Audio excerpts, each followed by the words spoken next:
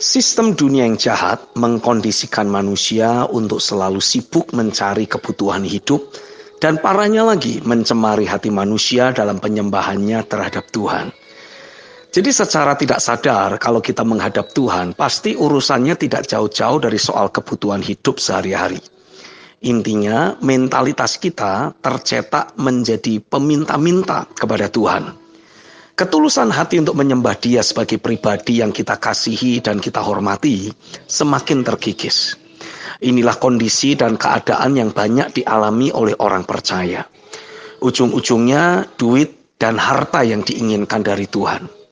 Saya tiba-tiba teringat dengan kisah perempuan Samaria yang bercakap-cakap dengan Yesus. Ini bukan pertemuan yang tidak disengaja, melainkan ada dalam agenda Bapa di sorga. Jadi perempuan yang tidak disebutkan namanya dalam Yohanes pasal 4 tersebut telah beroleh anugerah untuk bertemu Yesus secara pribadi.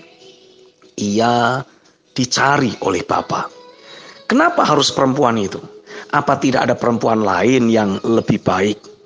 Mungkin bagi kita, perempuan Samaria tersebut tidak terlalu penting. Tapi bagi Bapa, dia adalah pribadi yang sangat penting. Apapun alasannya, Bapa telah memilihnya dan menjadwalkan pertemuan Yesus dengan dirinya.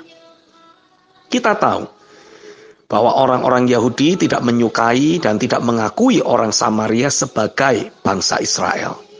Karena sejarah kawin campur orang Israel pada masa lampau dengan bangsa lain, maka terlahirlah orang-orang di Samaria yang dianggap tidak murni sebagai turunan Israel. Dan mereka memiliki tata cara ibadah yang berbeda. Orang Yahudi berkiblat ke Yerusalem, sedang orang Samaria beribadah di atas bukit. Jadi kehadiran Yesus kepada perempuan Samaria itu merupakan suatu surprise tersendiri. Yohanes 4 ayat yang ke-9. Tapi terlepas dari perbedaan ras dan konflik yang berkepanjangan, Bapa mengirim Yesus untuk mencari perempuan itu yang sebenarnya sangat menantikan Kristus itu sendiri.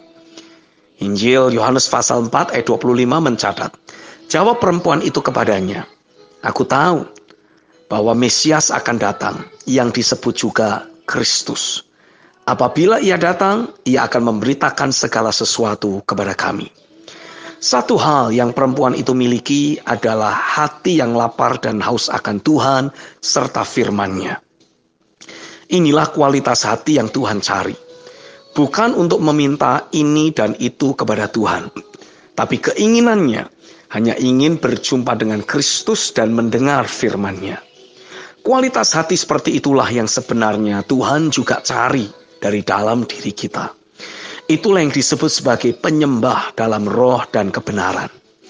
Kita ingin berjumpa dengan Dia dengan rasa hormat dan kagum yang teramat dalam. Motivasinya hanya ingin bertemu dan bersekutu dengan pribadi Tuhan.